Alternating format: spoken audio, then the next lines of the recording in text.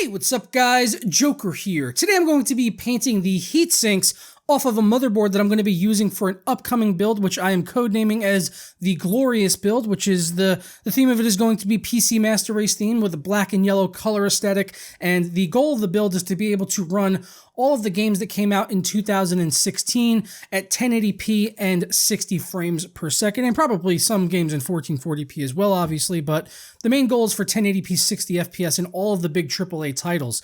So it's being PC Master Race themed for black and yellow. The motherboard that I'm using for this is the Asus 970 Pro Gaming Aura, which was provided to me along with the FX 8370 by AMD. So that is the board we're going to be using for this build, and as you can tell by looking at it on your screen right now, it is certainly not black and yellow. It's got some big red heat sinks on there, which is it's a really nice looking board, honestly, but it's just not going to fit the aesthetic of this build. So the only obvious solution to that is to go ahead and paint those heat sinks ourselves, which is the first time actually that I've ever painted any PC parts. I've never painted any parts before this, so this was a learning experience for me. Certainly I reached out to some PC modders out there like Darth Beavis over on Twitter, who I met out at PAX, really nice guy. He gave me some advice for doing this, so hopefully I didn't mess it up too much, and if I did, you guys can just go and blame Richard. Just blame him on Twitter. Darth Beavis. All his fault.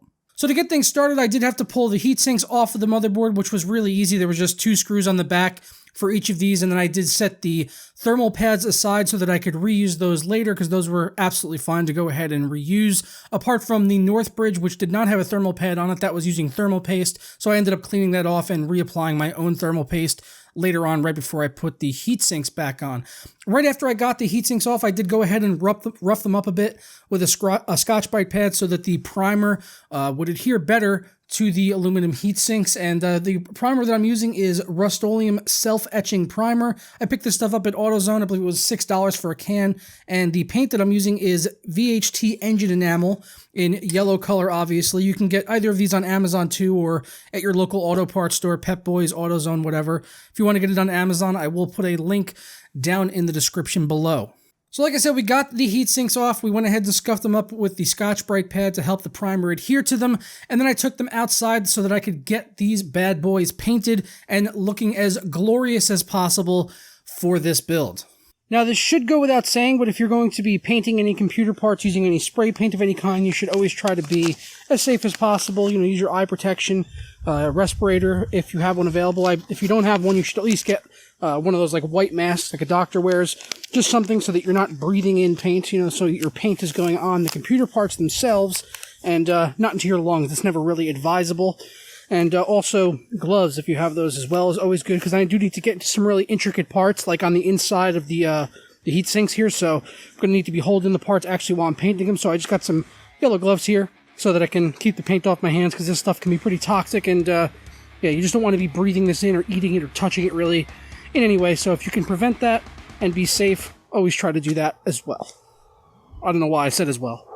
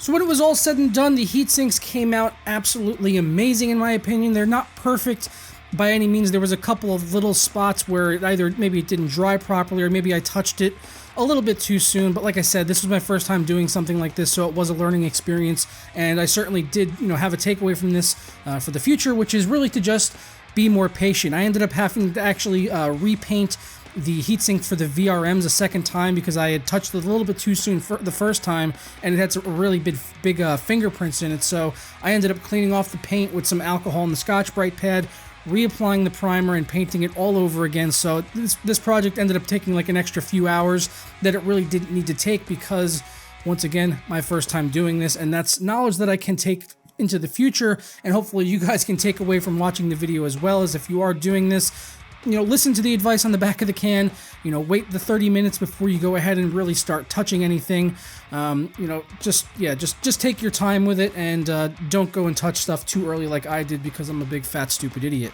Emphasis on the fat part there, obviously. But there you have it, guys, the finished board looking as glorious as ever with those yellow heat sinks on there. There are still some red accents on the motherboard, which I'm not going to touch because honestly, you really won't be able to see those in the final build, and the story that I'm going with is that the red streaks left on the board is actually the blood of the console peasants that was shed for building this PC. I don't know, that's just the fan fiction that I've made up in my brain to explain why there's still red accents on this black and yellow motherboard. But please let me know your thoughts down in the comments below of what you thought about the motherboard painting project and the upcoming Glorious build, which is going to be using that FX 8370. I also got the BitPhoenix Aurora case, which they sent out for this, and I'm hopefully going to have one of the new EVGA Supernova power supplies as well. So it's really shaping up to be an awesome build that I'm looking forward to doing for you guys here on the channel. So stay tuned for that video coming up in the next couple of weeks. It's going to be well, it's going to be glorious, as one might say. But until, I was about to say until next time, I'll catch you next time, but I stopped myself. I stopped myself this time.